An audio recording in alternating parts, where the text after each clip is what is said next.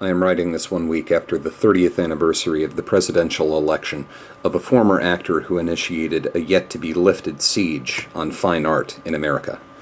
I know that the socially conscious big-picture thinkers of our day have already very full plates, and that to even suggest they take another helping of impending crisis is an imposition at best, and at worst, inviting despair.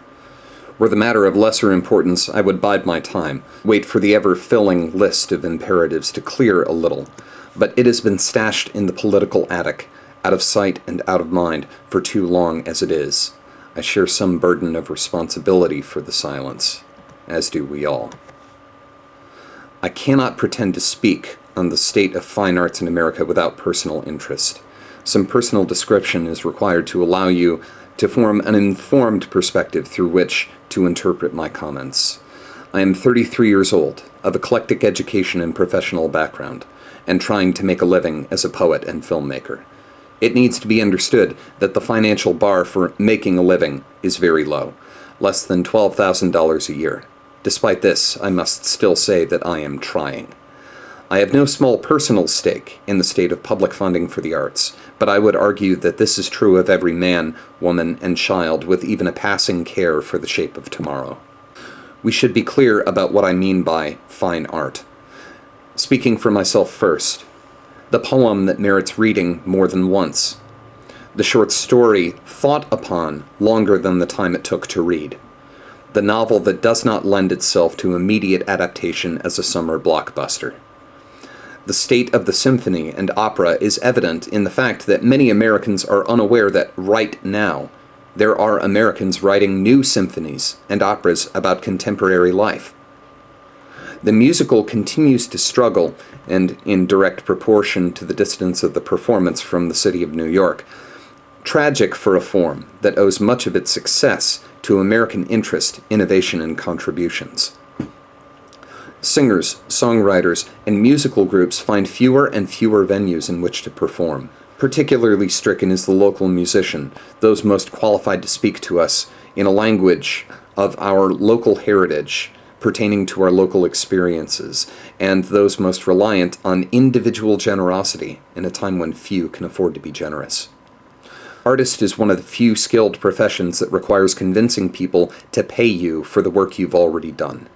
For most artists, the returns per hour invested in a given work are well below minimum wage. This already daunting proposition is placed in a competitive context wherein it is said that meritorious work will reliably be rewarded. 2 centuries ago, these rewards were provided by the noble patron, a person of limited artistic ability themselves, seeking to demonstrate their status, sophistication, and secure a slice of immortality by attaching their name to an artist. Today, the artist is generally supported by as large an audience as they can secure, mostly middle and lower income persons. As in so many areas today, the persons with lesser means are doing the lion's share of the work to support the sanity and humanity of our culture, while the lion's contributions are notably absent or scant.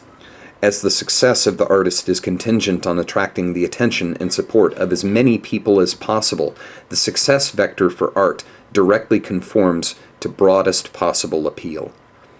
Rather than the cream rising to the top, success most reliably comes from aiming closer and closer to the bottom.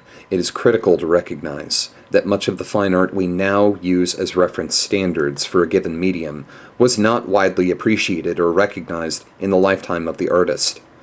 Any cultural development policy relying on immediate recognition of the merit of a work by a sufficient number of people to a sufficient degree that they are willing to further impoverish themselves is a recipe for slow spiritual death, and we are in the grips of that death. It is through the challenge and provocation of fine art that we develop new means of examination, both of ourselves and our context. Art instructs us in the ability to assign value and meaning, and navigate complex relations thereof. It has ever been the voice of change, of revolution, of reform, of the often painful recognitions necessary to preserve in us that which grants our continued existence significance. In this way, asking the general populace to bear the burden of determining merit and rewarding it is akin to demanding that narcotics addicts volunteer to pay for their own rehabilitation, and that said rehabilitation is exclusively to be self-sought. The messages some of the best art presents can be philosophically or aesthetically difficult, but the progress we have made in the last millennium has been largely built on those messages. We see large portions of the public unable to evaluate their own experience. This is particularly telling and particularly pertinent in the era of the neocon, a political movement that has relied on its ability to convince people to support their own immiseration.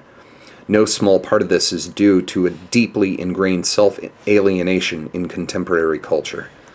Many persons do not value their experiences, are willing to discard the immediate facts of their day-to-day existence in favor of abstract political diatribes, not despite, but because they wish to look away from themselves. One of the social functions of art is to provide connection to and validation of personal experience with a sense of proxy and safety, allowing persons otherwise unwilling to do so to reevaluate their own existence.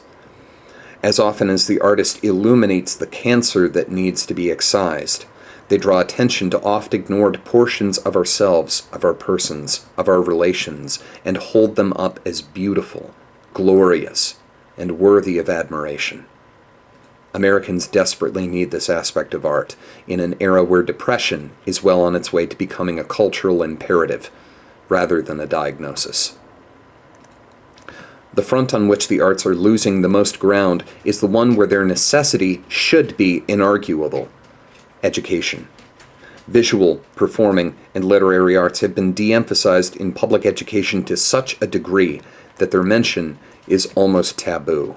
When public figures address our nation's educational needs, they all but invariably emphasize math and science, as if to reassure their audience that they are talking about the forms of education that actually count.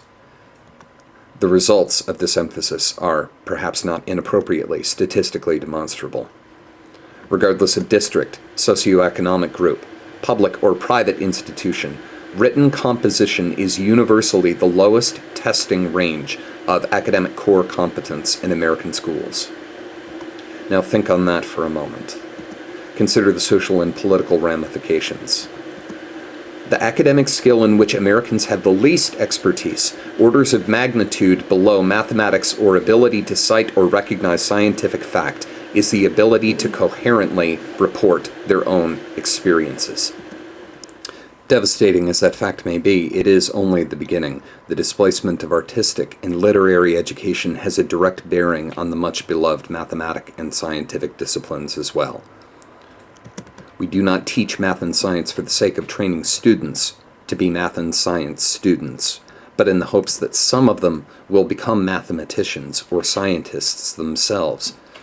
Unlike the student who is still grappling with formulas and established scientific observations, we expect the practitioners of these disciplines to provide new insights, develop new methods, make new propositions.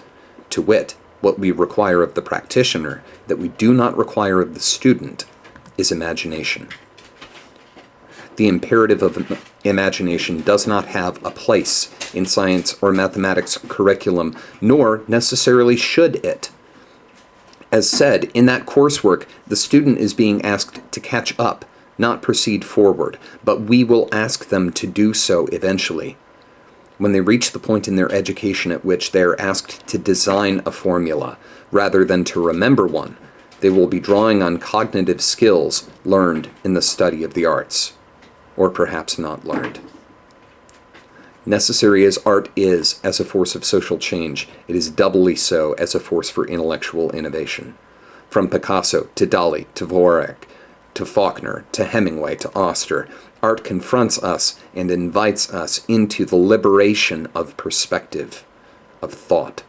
Art reminds us that we can think freely, shows us that the horizons of that freedom can be broader than we imagine, provides us the map, sextant, and supplies necessary to explore those horizons. Human thought is the most precious and mercurial resource on the planet, the only one whose value increases in proportion to its quantity. Availability, accessibility, and public support of the arts is an irreplaceable and under-discussed aspect of the stewardship of that resource. As we debate the economic policies that will define the next decade of American life and beyond, I'm horrified that I'm not hearing anyone ask, where is the funding for the arts?